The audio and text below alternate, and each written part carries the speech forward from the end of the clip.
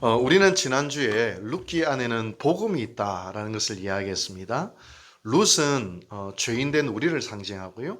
보아스는 예수님을 상징하고, 룻이 이삭을 주우러 간 밭은 교회 또는 에덴 동산을 상징하기도 하고요. 그리고 그 이삭을 주었다 할 때 그 이삭은 말씀을 상징하려고 하는 거죠. 그리고 거기서 누구를 만나죠? 보아스를 만납니다. 즉 예수님을 만난 겁니다. 그런데 그 보아스의 은혜로 인하여 룻은 모함 여인, 즉 신명기에 의하면 여호와의 백성이 절대로 될 수 없는 그 여인이 하나님의 자녀가 되는 은혜를 덧입습니다. 이 모든 것이 누구로 인하였어요? 보아스의 은혜로 말미암아 다 되어진 것이죠. 보아스가 룻에게 은혜를 베풀자 오늘 본문에서 룻은 감격스러움 속에서 이렇게 고백을 합니다. 10절 말씀을 한 번 더 같이 읽어보겠습니다. 시작. 룻이 엎드려 얼굴을 땅에 대고 절하며 그에게 이르되 나는 이방 여인이거늘 당신이 어찌하여 내게 은혜를 베푸시며 나를 돌보시나이까 하니. 룻은 지금 정확한 자기 인식을 하고 있어요. 나는 이방 여인입니다. 나는 저주받은 모함 여인입니다. 그런 나에게 어떻게 이런 은혜를 베푸십니까? 이렇게 고백을 하고 있습니다. 얼마나 이것이 은혜인지, 얼마나 이것이 감격적인 것인지 룻은 정확하게 이해를 하고 있었던 것이죠. 저에게는 두 분의 스승님이 계세요. 한 분은 울산에 계시는 그 대흥교회 원로 목사님 이흥빈 목사님이신데, 저를 너무 아들처럼 여겨주셔서 제가 늘 스승님처럼 생각을 하고요. 또 한 분은 제가 서울에서 첫 전임 사역을 서울 동교동교회에서 5년 동안 부목사로 사역을 했는데, 그때 담임 목사로 모셨던 지금 원로 목사님이 되셨죠. 음동성 목사님이 저에게 이제 스승 되시는 목사님이신데요. 목사님은 20대 때 불을 받아가지고 옛날 청와대에 들어가서 차지철 경호실장 일대일로 성경 공부를 가르쳤어요. 20대 때 불 받은 전도사라 해가지고. 보통 분은 아니에요. 30대 중반에 장로의 신학대학교 부흥회를 인도해서, 그냥 아무나 오는 데가 아닙니다. 장로의 신학대학교 전체 부흥회를 인도해서 많은 신학생들이 뒤집어졌어요. 그리고 많은 신학생들이 목사님 성경 공부 가르쳐 주세요 해가지고 수십 년째, 한 40년 동안 지금 성경 공부를 평창동에서 가르치고 계시는데, 그때 성경 공부를 배웠던 분이 이재철 목사님, 또 최일도 목사님, 한국교회 기라성 같은 목사님들이 성경 공부를 배우고, 명절만 되면 늘 그 목사님을 제가 뵐 수 있었어요. 음동성 목사님께 늘 세배하러 와가지고 늘 그런 한국교회 기라성 같은 목사님들과 친분을 쌓을 수 있는 그런 좋은 기회가 되었었죠. 그런데 이 새해가 되어서 제가 또 우리 스승 되시는 목사님께 이제 연락을 드렸어요. 목사님 새해 복 많이 받으세요. 그래, 너를 위해서 기도 많이 했다. 잘 지내냐? 이러면서 지금 어디 계십니까? 하니까 서울 상암동에 하늘공원, 우리 미니 하늘공원 아니? 상암동에? 안 가봤구나. 하늘공원 멋집니다. 정말 하늘공원에서 지금 걷고 계시다는 거예요. 근데 하늘공원이 과거에는 난지도 쓰레기장이었습니다. 심지어 그 쓰레기장에 온 서울 시내 온 쓰레기들이 그 난지도에 다 몰렸어요. 강 가다가 쓰레기 정리하다가 시체도 나오기도 하고, 그래서 난지도 쓰레기장 유명한 곳이었습니다. 근데 그것을 매립해서 지금 하늘공원, 아름다운 공원이 된 것이죠. 목사님이 아주 유머가 많으시거든요. 이렇게 이야기하시더라고요. 쓰레기산이 아름다운 공원이 된 것처럼 쓰레기 같은 내 인생을 하나님이 사용하셨구나. 이렇게 고백을 하시는 거예요. 여러분, 한 교회에서 목사님은 교육전도사 때부터 전임전도사, 부목사, 담임목사, 원로목사 지금 54년째 계셔요. 대단하시죠? 교육전도사, 전임전도사, 부목사, 담임목사, 원로목사, 한 교회에서만 평생을 54년 한 교회만 섬기셨던 원로목사님이신데, 근데 또 수많은 목회자의 스승이요, 동시에 위대한 설교자요, 부흥사인 이 목사님이 자기 스스로에 대한 인식을 어떻게 하고 있나? 쓰레기 같은 인생이 예수님 만나 하나님께 쓰임 받았구나 하면서 그 은혜에 감격을 하고 계시다는 것이죠. 여러분, 구원의 은혜를 진짜 체험하고 예수님의 십자가를 정통으로 만난 성도들에게는 분명한 자기 인식이 있습니다. 나는 죄인이야. 내가 얼마나 비참한지, 얼마나 쓰레기 같은지, 내 죄로 말미암아 골백번 지옥불에 던져져도 아무 찍소리할 수 없는 존재라는 사실을 깊이 깨닫게 됩니다. 그런 내가 구원받고 그나마 조금이라도 하나님께 쓰임받을 수 있다는 것이 얼마나 감사한지, 이 모든 것이 하나님의 은혜구나라고 감격할 수밖에 없다는 것이죠. 근데 이런 자의식이 없으면 어떻게 되느냐? 교만 방지하기 그지없어요. 비판하고 정죄하고 다른 사람보다 더 높이 있다 생각을 하고, 그래서 때로는 사람들을 공격하고 어려움에 빠뜨리기도 하고. 여러분, 그럼에도 우리는 이런 십자가에서 오는 자의식을 망각해버리고 스스로 하나님이 되어 교만하고 비난하고 판단하면서 살아갈 때 얼마나 많이 있습니까? 왜 그럴까요? 자기 인식이 없어서, 부족해서요. 십자가를 진짜 몰라서 그래요. 십자가를 정통으로 만난다면 우리가 도대체 누구를 비난할 수 있을까요? 십자가를 정통으로 만난다면 우리가 어떻게 감히 교만해질 수 있었을까요? 우리가 십자가를 모르니까 그런 짓을 하는 것이죠. 성도가 사는 날 동안 가져야 될 마음가짐은 찬송가 가사처럼 나 같은 죄인 살리신 주 은혜 놀라워. 이런 자기 인식 속에서 은혜구나. 은혜가 진짜 은혜구나. 하나님을 향하여서는 절대적인 헌신으로 나아가고 다른 동료들을, 사람들을 향하여서는 겸손함과 사랑으로 나아갈 수 있는 바로 그 근본적인 출발점이 분명한 나는 죄인이었구나 라고 하는 자의식에서부터 은혜를 은혜로 알게 되는 데서부터 오게 되는 것입니다. 이제 옆 사람을 보고 정말 쓰레기 같으시군요. 뭐 엄청 기분 나빠요. 스스로 이야기합시다. 따라합시다. 쓰레기 같은 내 인생이 예수를 만나 빛나는 인생 되었구나. 할렐루야. 아멘. 근데 나한테 해야지 다른 사람한테 하면 듣는 쓰레기 기분 나빠요. 이 농담입니다. 이런 은혜 속에서 살아가는 것이죠. 음동석 목사님이 쓰레기 산이 아름다운 동산이 되었듯이 쓰레기 같은 인생이 예수 만나 하나님께 쓰임받게 되었구나 하면서 감격하신 자신의 인생을, 80인생을 되돌아보면서 그렇게 고백하시더라고요. 이제 11절 말씀을 보겠습니다. 11절 시작. 보아스가 그에게 대답하여 이르되 내 남편이 죽은 후로 내가 시어머니에게 행한 모든 것과 내 부모와 고국을 떠나 전에 알지 못하던 백성에게로 오늘이 내게 분명히 알려졌느니라. 룻은 쓰레기 같은 인생, 모함 여인인 내 인생에게 어떻게 은혜를 베푸십니까? 이렇게 보아스에게 이야기를 하자 보아스가 두 가지로 대답합니다. 첫째로 네 시모에게 행한 모든 것을 들었다. 이렇게 이야기한 거예요. 룻의 효심을 들었다는 거예요. 여러분, 영적인 일이 무엇일까? 우리가 좀 생각을 해봐야 됩니다. 영적이라는 것은 교회 일만 영적인 일이 아니에요. 효성을 다하는 것도 영적인 겁니다. 직장에서 열심히 일하는 것도 영적인 일이에요.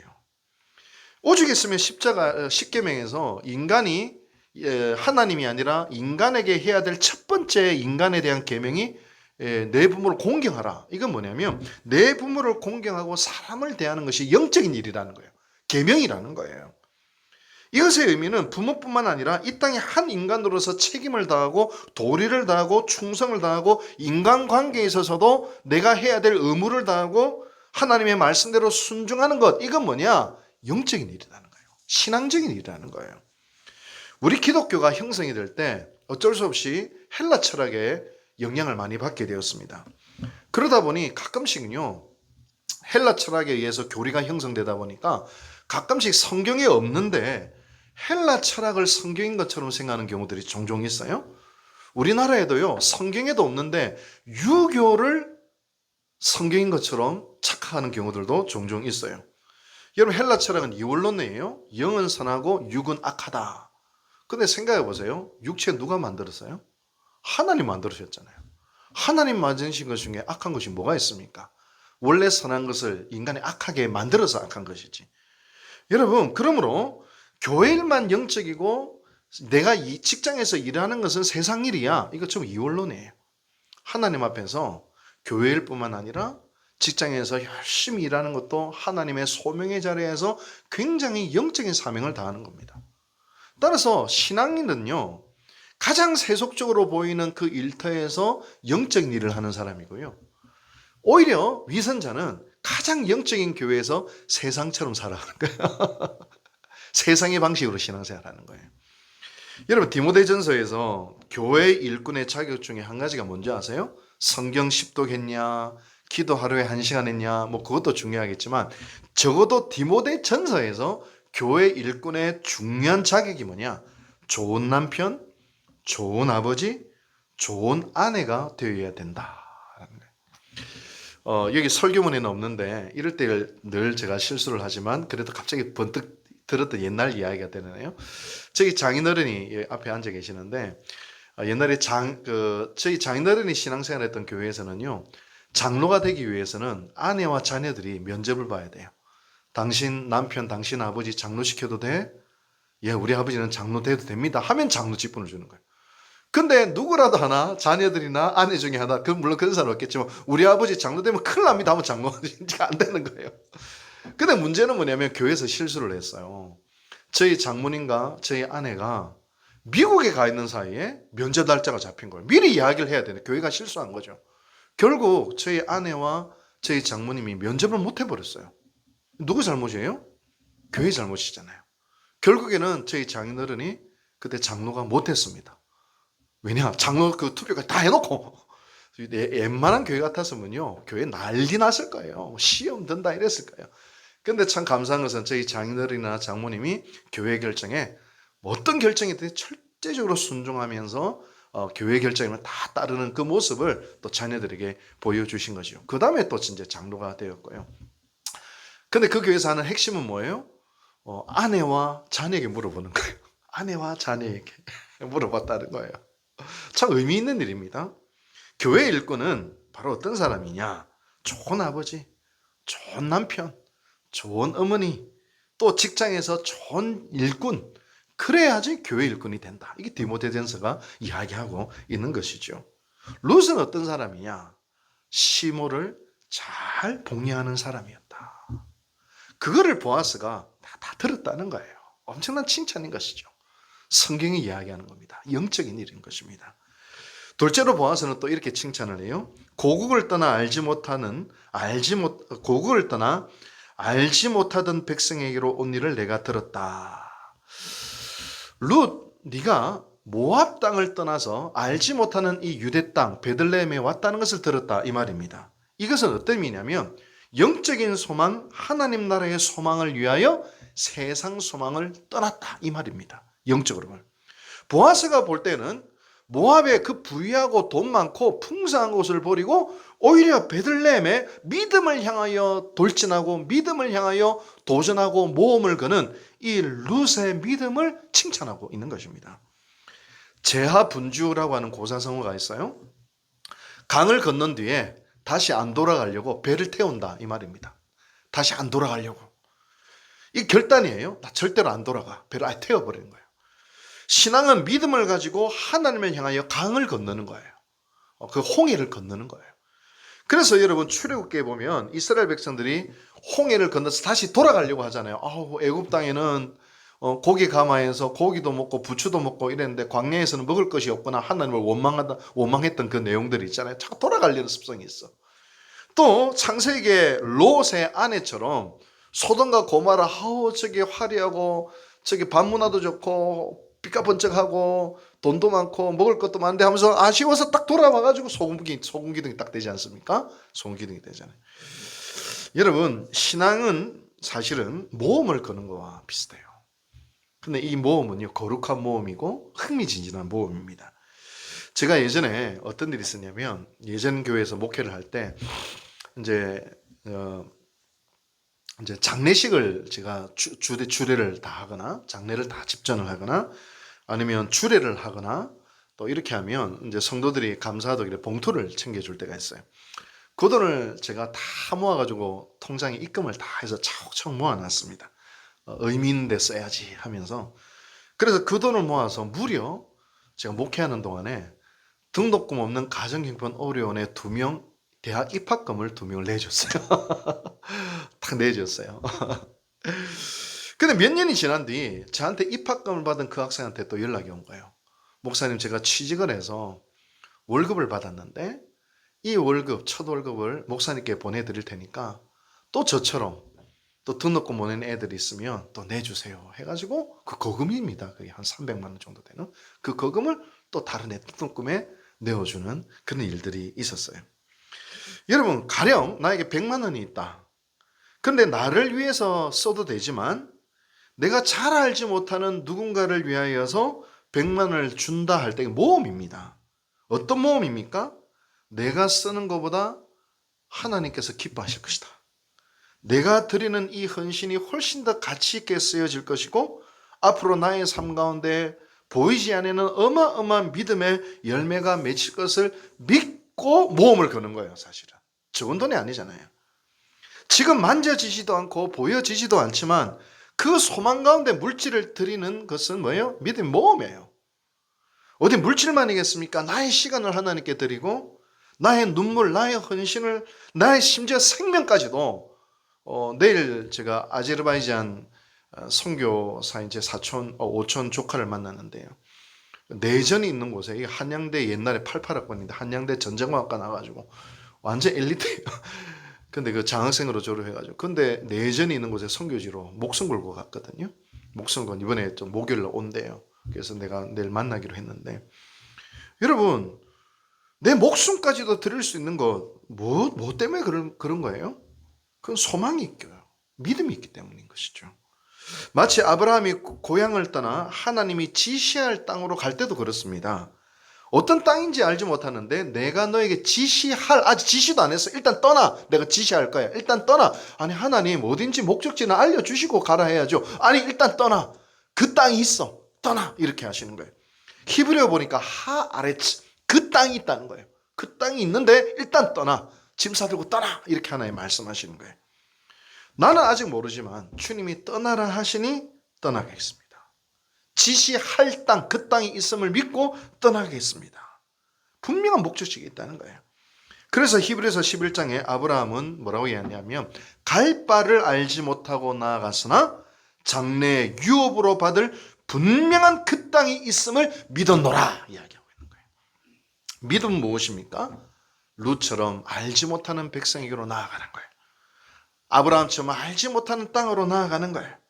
하나님이 말씀하시니 하나님이 내 신앙 양심에 끊임없이 말씀하시고 도전 주시니 내 이 결정이 지금 당장은 손해나는 것 같고 지금 당장은 모험을 거는 것 같지만 하나님이 말씀하셨으므로 그 땅이 있고 그곳이 있다는 것을 믿고 나아가는 거예요. 저 역시도 이것 때문에 한 주간 기도를 좀 많이 했었거든요. 저를 아끼는 몇몇 분들이 여러 가지로 조언을 해주셨어요. 그 좋은 대로 하면 세상적으로 많은 것들이 해결될 수 있는 거예요. 많은 것들이 정리가 되고 많은 것들이 해결될 수가 있고 또 내가 많은 것을 얻을 수가 있어요. 세상적인 방법을 선택하면. 근데 기도를 해주는 제 아내나 제가 기도를 하고 기도를 하면 할수록 하나님은 믿음을 요구하시는 거예요. 세상의 방법이 아니라 하나님의 방법을 택해라. 당장 손해나는 것 같아도 하나님의 방법대로 갈 때 그 땅이 있다는 거예요. 에덴이 있고 역사가 있다는 거예요. 이거 믿음의 모험입니다. 모험이에요. 우리는 기억해야 됩니다. 눈에 보이는 것이 전부가 아닙니다. 눈에 보이지 않는 하나님이 사실 더 실지 않은 현실이라는 것을 경험해야 돼요. 그걸 경험해야 돼요. 그때 믿음의 길을 이걸 한두 번 경험하게 되면 기꺼이 믿음을 선택할 수 있게 되는 것입니다. 여러분 한번 해보십시다. 우리 인생에서 내가 계획한 대로 다 되어졌나요? 우리 인생에서 다 내가 이해가 되는 일들만 일어났나요? 아니에요. 내가 계획한 대로 많이 좌초가 되었고요. 내가 이해 안 되는 일들이 많이 일어났지만 돌이켜보니까 거기에 하나님의 손길이 있었어요. 하나님의 이끄심이 있었어요. 대부분 하나님의 역사가 오히려 내 계획이 좌초되는 곳 속에서 내 생각에서 벗어나는 곳 속에서 하나님의 기가 막힌 역사가 시작된 일들이 아마 훨씬 더 많을 것입니다. 고린도후서 4장에 보이는 것은 잠깐이요 보이지 않는 것은 영원함이라 그렇게 이야기했어요. 보이지 않아도 다 이해하지 못해도 하나님의 말씀하셨으니 나는 순종하겠습니다. 하나님이 내 신앙 양심에 감동을 주셨으니 나는 그 길을 한번 모험으로 걸어가 보겠습니다. 그렇게 한 걸음 한 걸음 하나님을 붙들고 하나님을 바라보며 걸어갈 때에 그 땅이 나타난다는 거예요. 보아스는 이런 룻의 믿음을 아름답게 보았습니다. 네가 모압 땅을 떠나 알지 못하는 백성에게로 나아왔구나. 너의 믿음, 너의 결단이 참 아름답구나. 그렇게 이야기를 합니다. 그리고 룻의 믿음에 대해 또 이렇게 이야기를 하죠. 12절 말씀입니다. 한번 읽어봅시다. 12절 시작. 여호와께서 내가 행한 일을 보답하시기를 원하며 이스라엘의 하나님 여호와께서 그의 날개 아래의 보호를 받으러 온 내게 온전한 상 주시기를 원하노라 하는지라. 여기 날개라는 단어의 동그라미. 날개는 어떤 의미냐면 보호하심, 함께하심의 의미가 있어요.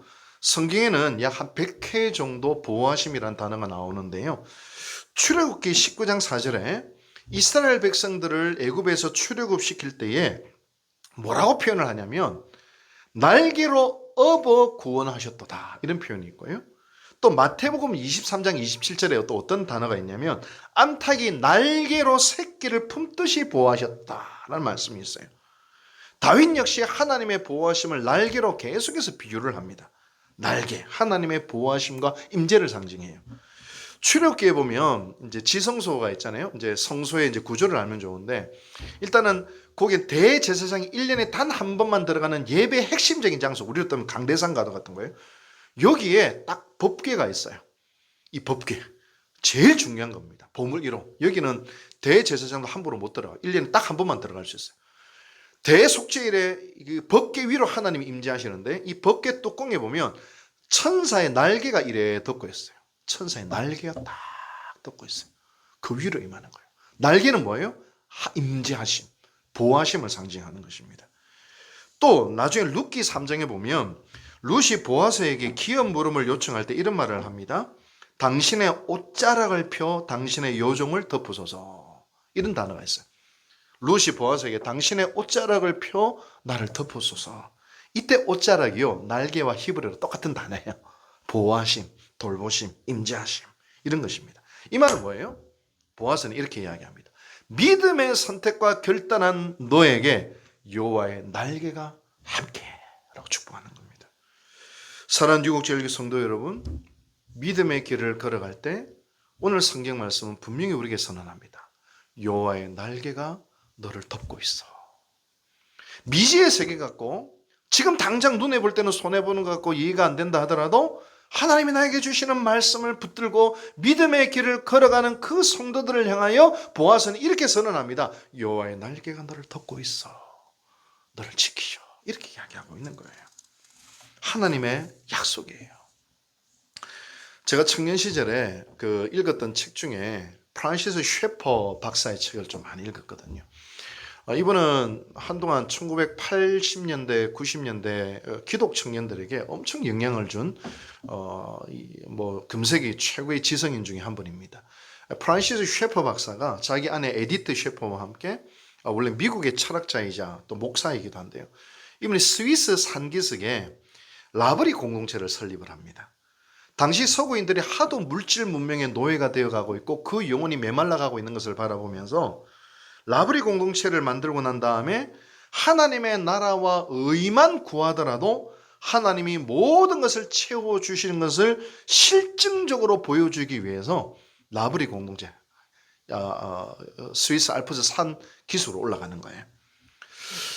어느 날 저녁에 한 청년이 이야기를 합니다. 선생님, 오늘 저녁 이걸 먹으면 내일 아침부터 먹을 것이 없습니다. 그렇게 이야기한 거예요. 그날 새벽이 되었어요. 산 밑에서 갑자기 사람들의 소리가 웅성웅성 들려옵니다.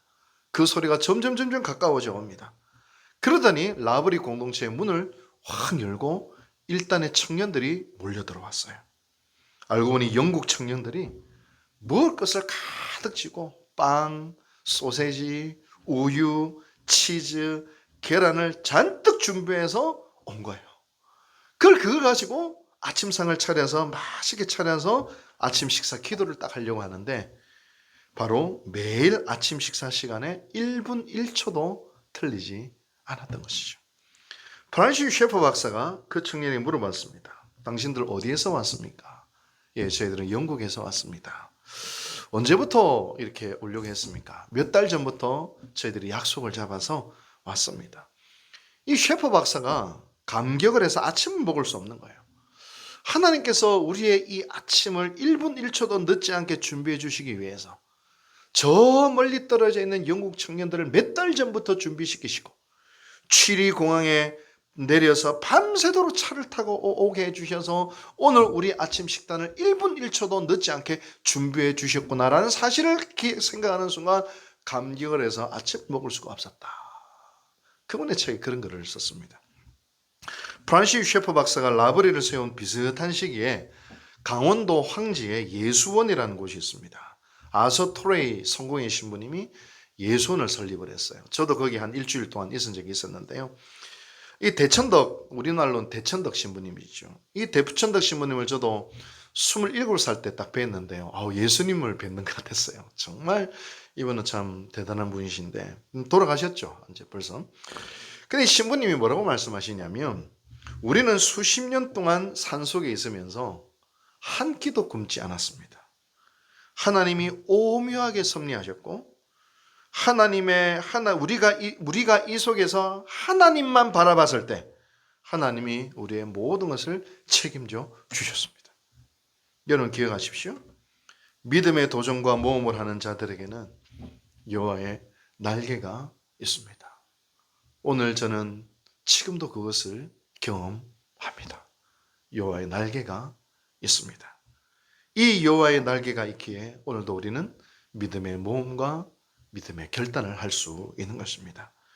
오늘 보아스는 고국을 떠나 베들레헴으로 올라온 룻의 믿음의 결단과 시어머니를 향한 효심 깊은 삶에 감동을 받습니다. 그리고 룻이 이방 여인에서 사랑받는 자로 발돋움할 수 있는 놀라운 계기가 바로 룻의 믿음의 결단이라는 사실을 오늘 알려주고 있습니다.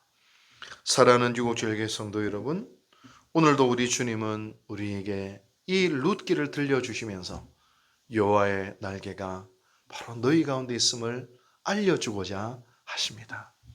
기꺼이 주님을 바라보며 믿음의 결단과 믿음의 모험을 거는 당신의 백성들을 책임져 주시고 붙들어 주실 것을 약속하고 계십니다. 모든 것을 잃을 것 같지만 결코 아닙니다. 오히려 모든 것을 얻게 될 것입니다.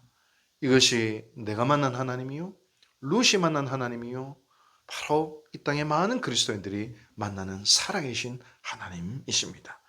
여호와의 날개가 여러분들과 함께하기 때문입니다.